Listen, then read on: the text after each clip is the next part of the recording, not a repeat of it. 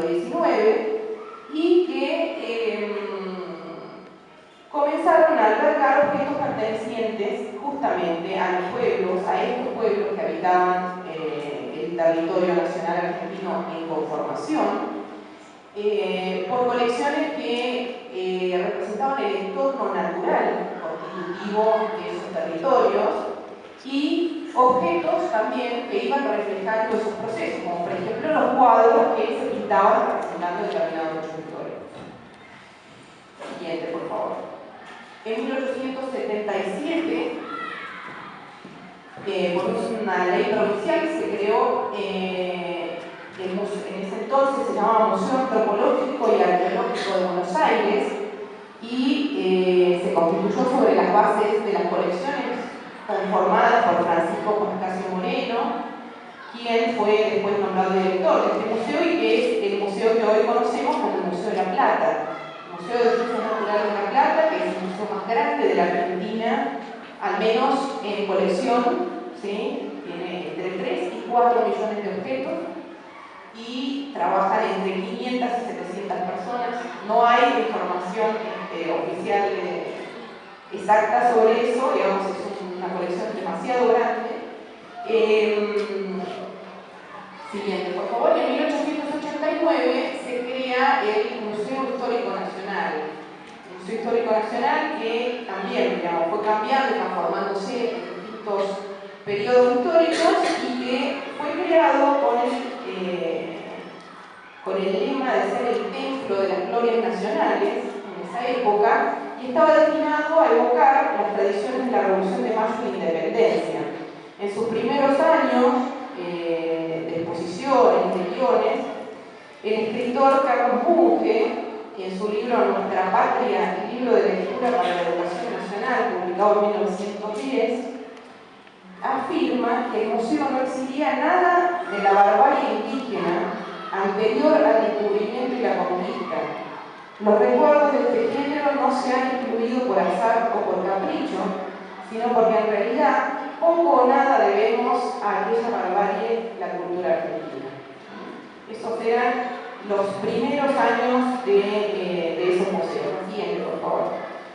Ahora, pasando un poco a qué podemos decir hoy de los museos en Argentina y la relación con los pueblos originarios. En el año 2013, la entonces Secretaría de Cultura de la Nación publicó la tercera edición de la Guía Nacional de Museos, que reúne la información sobre aproximadamente 1000 museos que existen en Argentina, distribuidos en todas las provincias de diversas dependencias nacionales, provinciales, municipales, universitarios, privados.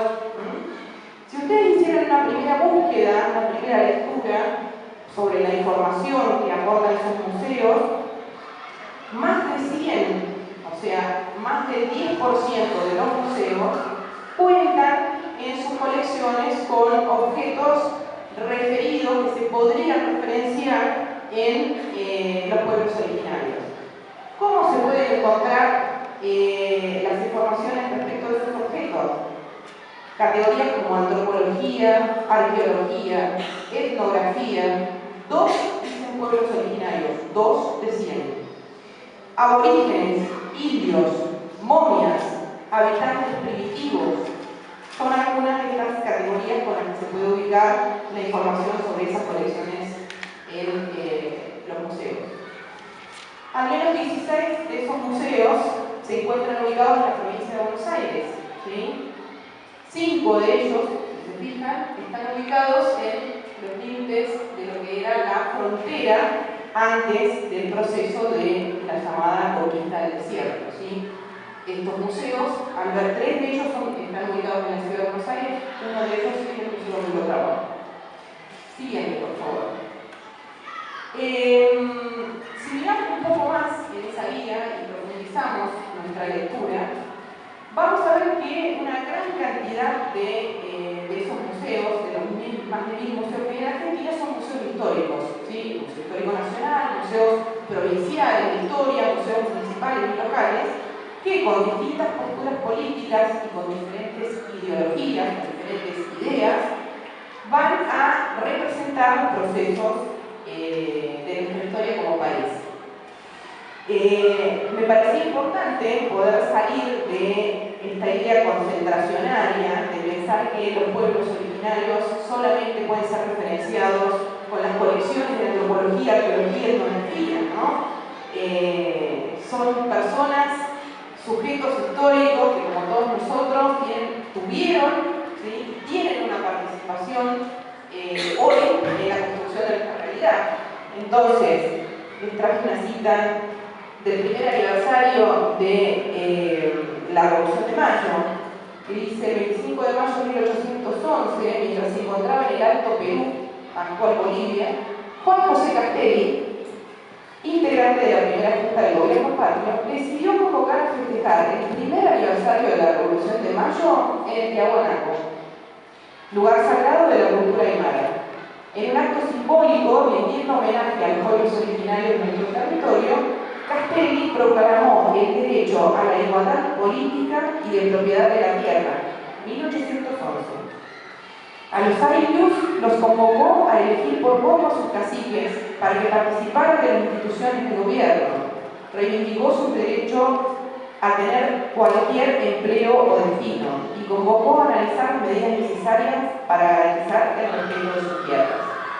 Sería una buena idea entonces que la Casa Histórica de la Independencia en Tucumán representara la participación de los pueblos indígenas en la guerra de la independencia y que esos pueblos hoy pudieran tener la oportunidad de decidir, de aportar, de participar en la construcción de esos relatos. Siguiente, por favor. Pasando rápidamente a los museos de antropología y etnografía, quería comentar que, bueno, ya dijimos que esos museos han tenido una fuerte impronta colonialista en el proceso de construcción. Pero es importante destacar que en el marco de la lucha de los pueblos indígenas de Argentina y de toda América por sus derechos territoriales, por sus derechos culturales, se han logrado destacar debates muy importantes en el ámbito de nuestros museos. Hoy en día las discusiones alrededor de cómo se manejan estas tradiciones, cómo nos vinculamos y nos relacionamos los trabajadores de la cultura de los museos con los pueblos originarios y con otros grupos identitarios. El Museo Etnográfico donde yo trabajo, por ejemplo, tiene colecciones africanas, colecciones de diferentes cultos, ¿sí? Tenemos una variedad importante de colecciones que permitiría generar relatos y actividades y acciones con diferentes sectores. Estas relaciones se dan en un marco difícil, ¿sí? Por diversas razones. Las instancias de participación para los pueblos originarios no han sido fáciles, han sido una lucha que lleva más de 20 años. Por favor, el siguiente, ¿qué le pasa? Rapidito, alguna imagen.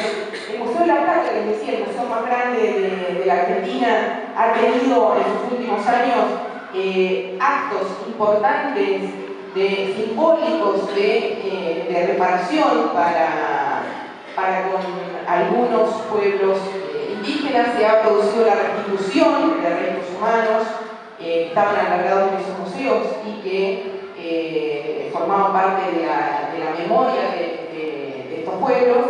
Siguiente, por favor. El siguiente, esta la vamos a pasar después de cuánto material se interesa.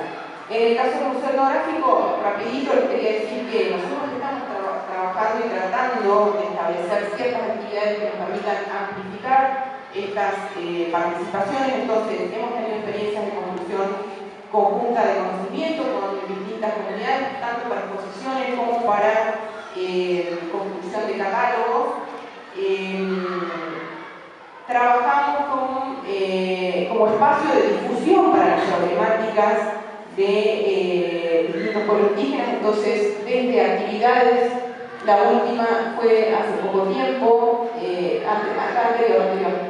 arriba, ¿no? Los compañeros de la CAMPE, de las comunidades que están acampando en la 9 de julio y la 9 de mayo, vinieron al museo a poder expresar sus ideas, sus derechos, sus reclamos. Se hacen presentaciones de libros. Hemos tenido una experiencia muy importante para nosotros, a mi entender, el año pasado, en octubre, una experiencia de uso compartido del patrimonio. Uso compartido quiere decir decido yo para qué se usa como museo, sino que